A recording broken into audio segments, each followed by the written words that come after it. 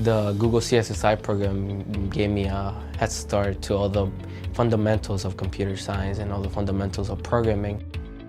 The CSSI-Extension program is a really great program for incoming freshmen into the Queens College Computer Science program. The curriculum was designed by Google to introduce students to a lot of web technologies. So over the course of 15 days, students learn how to build fully functioning web applications. By the end of this program, I'll have a really well-built website along with my team that helped me build it. For most freshmen going into comp sci, they don't have much portfolio, and this is a huge plus. It introduced me to more broad aspect of what computer science is and brand new avenues and brand new projects that I can now work on my own with all the skills that I learned in this 3 weeks. This program helped me reconfirm my decision to become a computer science major in Queens College.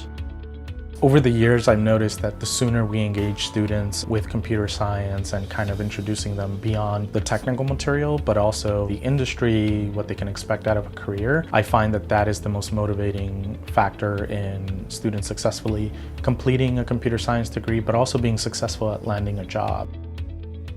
It enables freshmen like us to be ahead of the curve, not only in tech industry, but all over, to be more well-worked person and self-confident and working as a team.